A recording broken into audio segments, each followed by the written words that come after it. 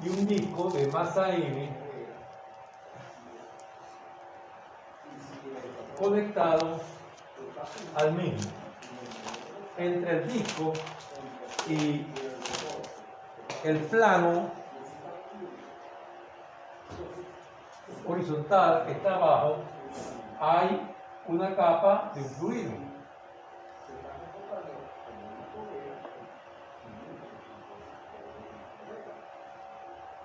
Que tiene una viscosidad mu.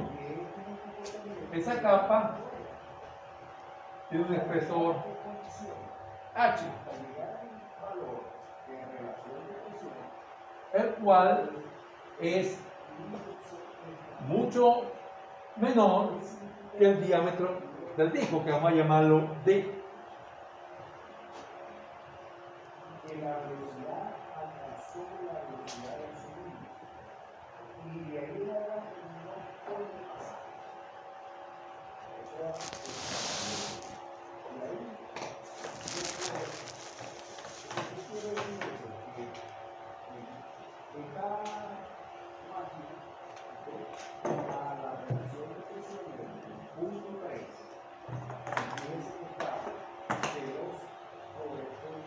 Profe, ¿tiene el número ese o no?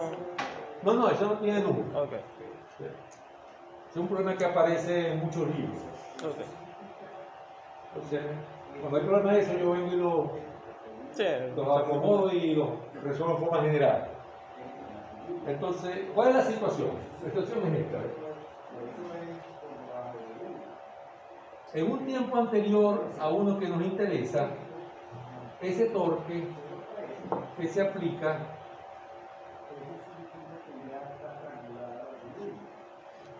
este sub 0, que hace que la velocidad angular sea omega 0. Súbitamente, ese torque se reduce a la nada.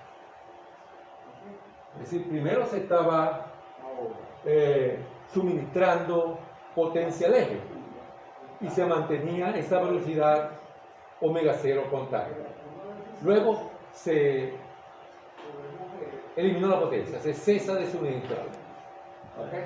Y por supuesto, en ese instante que se hace eso, sigue siendo omega 0, porque es un instante. Pero de ahí en adelante, manteniendo la potencia o el torque en cero, nos preguntamos cómo cambia con el tiempo la velocidad angular. ¿Qué es lo que debe ocurrir? Desacelera y en el límite se debe detener. Eso es lo que debería de ocurrir. Okay. Ese es el problema.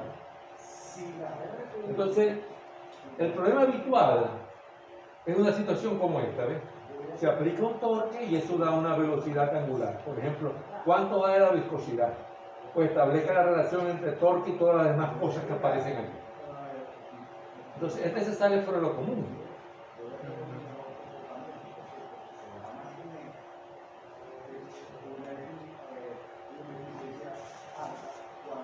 Ok. Se demostró, esto lo hicimos, ese es el problema que ustedes tienen allí, que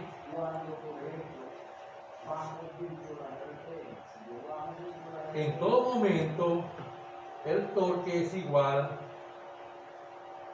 el torque viscoso,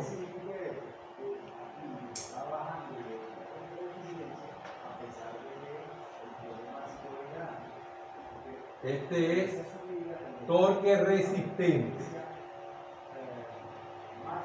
sobre el disco.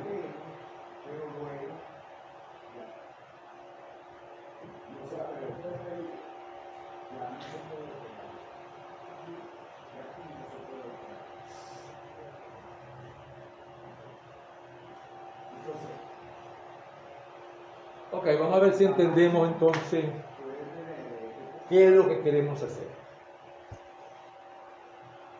Sin necesidad de echar ningún número, nos damos cuenta que si yo estoy aplicando una fuerza o un torque que produce un movimiento, y lo mantiene, y yo dejo de aplicar esa fuerza o torque, ese movimiento tiene que ir cambiando. Y debe llegar a detenerse completamente. Entonces, en este caso, el movimiento consiste en una rotación. Y lo que nos preguntan es cómo cambia la velocidad de rotación de ese disco. Si fuese traslación, yo lo que tengo que hacer es sumatoria de fuerza sobre el cuerpo igual a masa por aceleración. La aceleración es la derivada de la velocidad con respecto al tiempo. Pero esto no es rotación. Esto no es traslación, quise decir. Esta es rotación. Pues yo sigo aplicando la segunda ley de Newton. Pero ¿cómo va a ser? Sumatoria de torques igual a... Ahí viene el pico. No es masa por aceleración. Tiene que ser aceleración angular, algo así. Es el momento de inercia por la aceleración angular. Esa es una forma de la segunda ley de Newton que no es muy común que la apliquemos. Pero es bueno que la recordemos. No es para aprenderse de memoria, sino para que sepan que yo tengo que relacionar fuerza con aceleración lineal, pero torque con aceleración angular. ¿Okay? Entonces, eso que acabo de decir lo puedo escribir así. La segunda ley de Newton para el disco y en el eje C. La segunda ley de Newton es vectorial. Entonces tengo que referirme a un eje en particular. En general, sería así: el torque motor menos el torque resistente, igual, como dije, al momento de inercia por la aceleración angular. Este es el torque motriz, que en este caso es cero, porque fíjense, esta vez. ¿Okay? Claro. Esto es aceleración angular. Y esto es momento de inercia másico. Másico. Sí. De esa área. Masa por radio de giro al cuadrado. Eso depende de la figura del cuerpo. Por ejemplo, para el disco,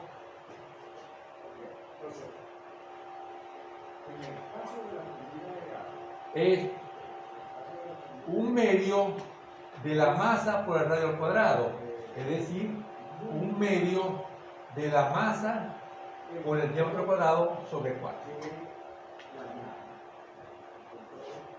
Profe, pero ¿sí? ¿Y el espesor solamente el disco superficial? Bueno, sí, es que tiene la misma velocidad, claro, o sea. No, sí, porque eso es lo que te interesa a ti, es Claro. la masa y su forma geométrica. Claro. Este espesor aquí no importa, Sí. porque este espesor, sea poco o sea mucho, no va a alterar el área de contacto, que es la que decide. Claro. ¿Okay? Entonces, para este caso, como decía,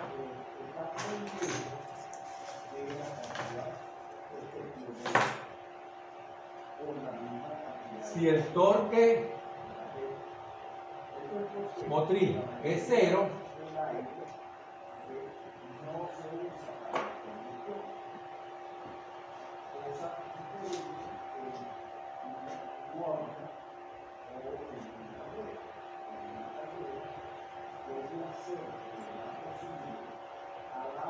queda que menos pi sobre 32 por omega por mu d a la 4 sobre h pasa a ser igual a un medio de la masa por diámetro cuadrado sobre 4 de omega de t.